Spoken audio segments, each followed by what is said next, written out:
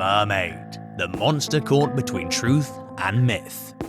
Glorious and sophisticated mermaids are a true mystery of our time. Are they real or not? Do they exist in the endless blue waters, or do they only live in our minds? Today, we'll try to lift the veil of secrecy and let all the facts about these mysterious creatures shine. Let's learn all about mermaids, sirens, and others from the underwater folk, and what they can tell us about them. What is a mermaid? Traditionally, mermaids are presented as underwater creatures with the female upper part and a fish tail. The portrayal of male mermaids, mermen, is less common in folklore or pop culture, and the primary focus of all the tale is usually on the female mermaids. It can be explained by the fact that the people who spent most of their time in the sea were sailors. They knew old tales and expected these magical creatures to live in the deep blue waters. And as we know, all of them, at least the vast majority, were men who wanted to see beautiful ladies on the waves, not the chthonic mermen. As for the modern interpretation of a mermaid phenomenon, scientists believe that sailors simply witnessed dolphins, sea cows, or whales.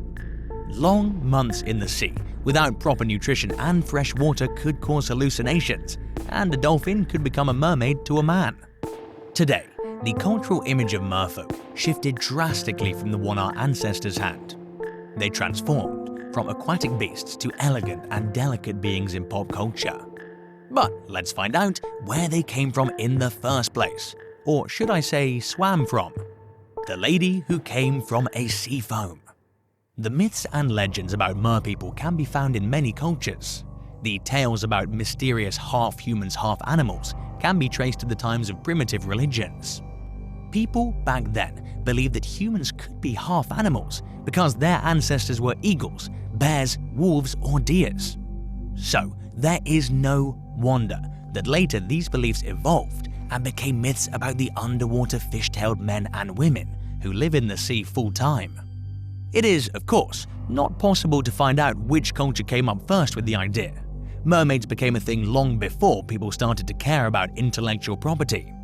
However, the first big guy who appeared in a merpeople company was Dagon, an ancient Mesopotamian god. His images just speak for themselves. It's a man with a colorful fish tail. He was associated with rains, clouds, and agriculture, and it was believed that Dagon first taught people farming. The female version of Dagon was goddess Atargatis. This fish-bodied lady was one of the most powerful goddesses and was worshipped by many. The legend of the origin of her tale differs from author to author, and we don't know what happened for sure. Sounds a little fishy, don't you think? But let's go down from the skies with gods to the earth, where the first official mermaid influencers lived, sirens. Original stories about sirens describe them as half birds and half women. Later, they got their fish tails, enchanting voices, and became the mermaids as we know them now. Except for the appearance. Myths say that they had a wide fish mouth, scales, and a tail like a dolphin. Well, at least they could sing. The mermaid's portrayal in folklore. Almost every nation invented its special kind of mermaid. Some of them are more vicious and evil, some more playful and mischievous, and all of them are fascinating.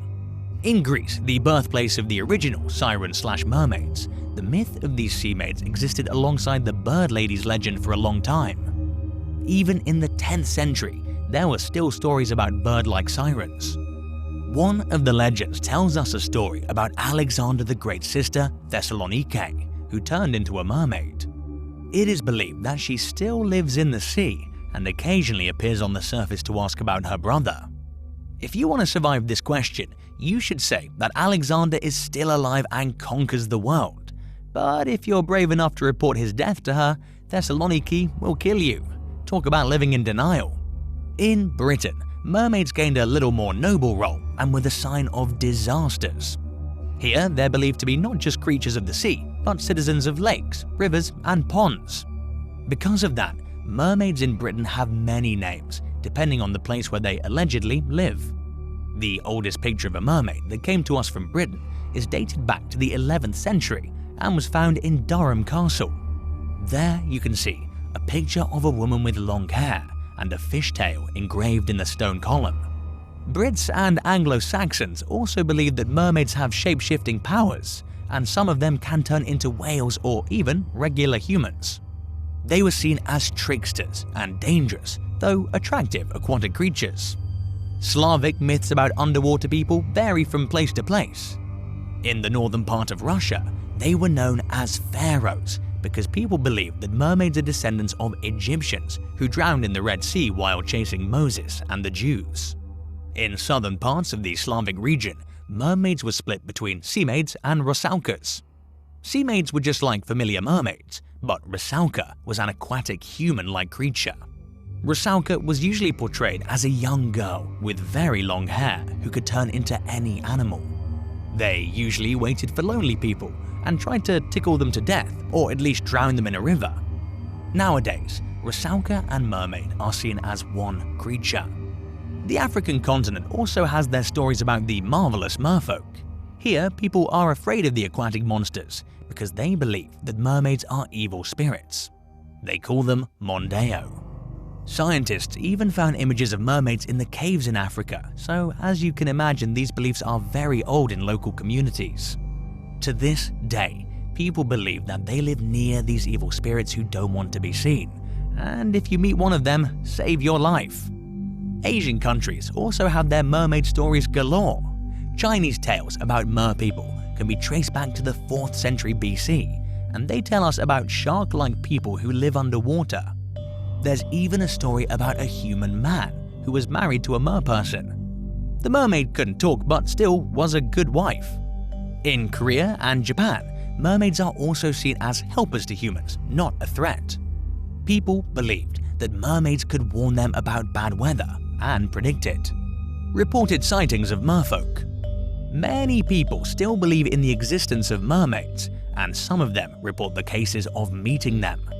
Perhaps one of the most famous reported meetings with mermaids was written down by Christopher Columbus, the famous explorer.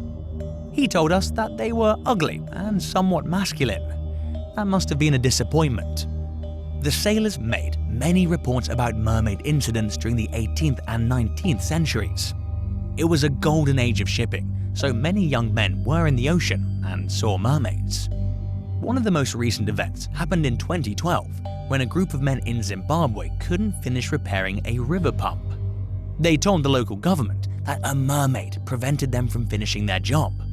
The other group of workers was sent to help with the pump, but they also reported seeing a mermaid. We can't know for sure if mermaids exist in real life or if they're just a myth. We know that the truth is somewhere there, and one day, merfolk will show themselves to us or disappear in the waters forever, as if they never existed. I would really appreciate it if you would subscribe to my channel, and I also recommend you to hit the bell button so you'll receive notifications every time I upload a new video. Thank you very much.